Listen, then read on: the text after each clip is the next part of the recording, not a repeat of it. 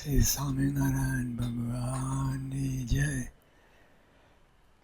યોગી બાપાને પ્રશ્ન પૂછવામાં આવ્યો, બાપા, હરિભક્તો પ્રત્યે નિભાવ કેવી રીતે રહે?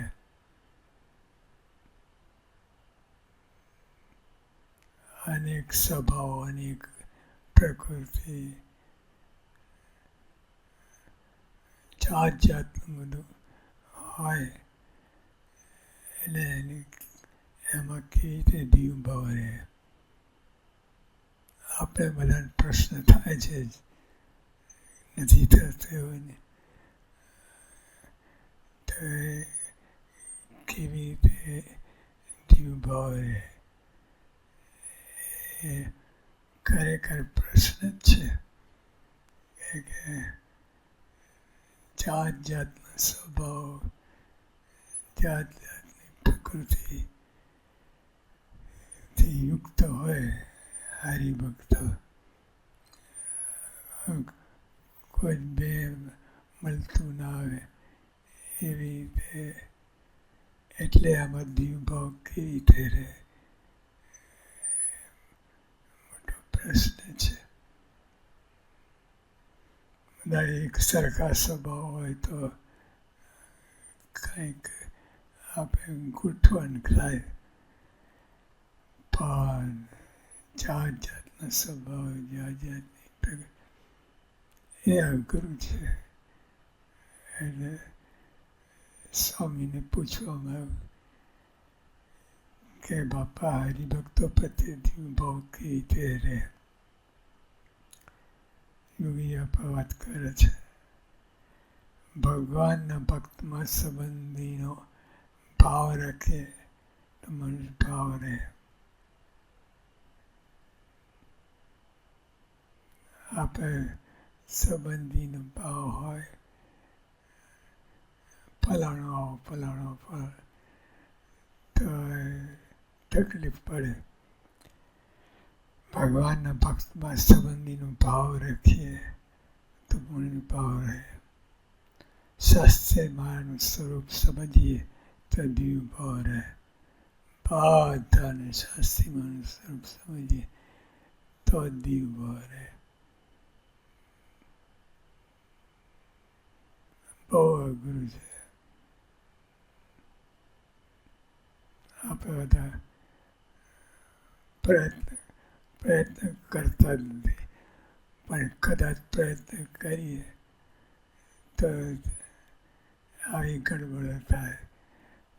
જાત જાતનો સ્વભાવ હોય, એક સરખું તો બધાને શાસ્ત્રીમાં સ્વરૂપ સમજીએ, બધા એક એટલે બધા નિર્દોષ છે. બધા અહીંયા તકલીફ થાય છે. બધાને કેવી રીતે આપણે 5 જણ હોઈએ તો જાત જાતનો સ્વભાવ હોય, તો પણ એક જ ધારે બધાને શાસ્ત્રીમાં સ્વરૂપ સમજીએ તો જ સરખાઈ રહે, તો પ્રશ્ન ન રહે. અને સ્વામી એ જ કરાવવા માંગે છે કે બધાને દિવ્ય જોવા, આવી રીતે બધાને એક સરખા, બધાને આપણે શાસ્ત્રીમાં સ્વરૂપ સમજીએ તો સરખાઈ આવે. નહીં તો જાત જાતનું બધું ગોઠવણ થાય અને મેળ ન પડે ને આપણે ગુંચાયા કરીએ. તો બધાને શાસ્ત્રીમાં સ્વરૂપ સમજીએ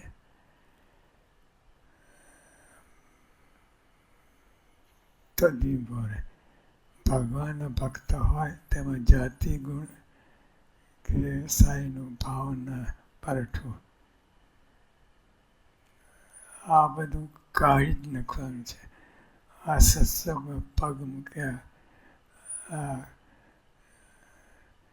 આવરાય તો કાઢી નાખવાનું. સત્સંગમાં ઘટે જ નહીં. સત્સંગમાં આપણે આવીએ પગ પડ્યા તો પાતાની દિવ્ય દૃષ્ટિ અત્યારે તો છે નહીં. પણ સ્વામી કહે છે કે એ બાજુ પ્રયાણ કરવું કે બધા દિવ્ય છે પરાણે મનાઈ લ્યો. અને આમ મનતા દિવ્ય દૃષ્ટિ થાય.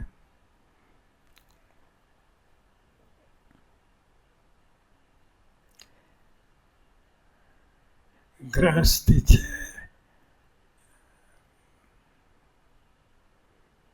જાતિ ગુણ કે વ્યવસાયનો ભાવ ન પરટવો. કે વેપારી છે, ગ્રહસ્થી છે, ક્રોધી છે, એમ ભાવ પરટીએ તો દિવ્ય ભાવ ન રહે.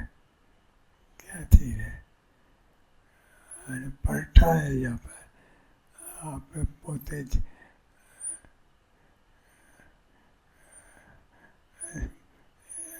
ઓલી મટીના છે, બધી સરખી મટીના, એટલે પરઠાય.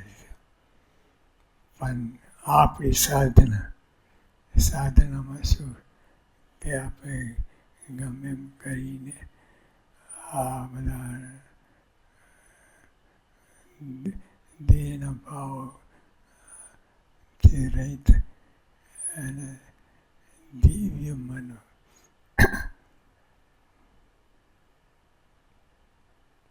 આપણે બધાને સ્વામીનું સ્વરૂપ માનીએ તો પ્રશ્ન ના રહે. બાકી તો પ્રશ્ન રહેવાનો જ.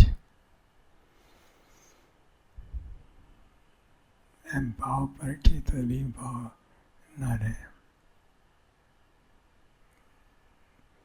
આ સાધના છે. આપણે આ રીતે વર્તવાનું છે. બધાને દિવ્ય જોવાનું છે. બધાને શાસ્ત્રીય સ્વરૂપ જોવાનું છે. યોગી પ્રમુખ સાંઈ મહારાજ સ્વરૂપ જોવાનું છે. એ રીતે આપણે ગોઠવણ કરીએ. ગોઠવણ કરવાની જ છે.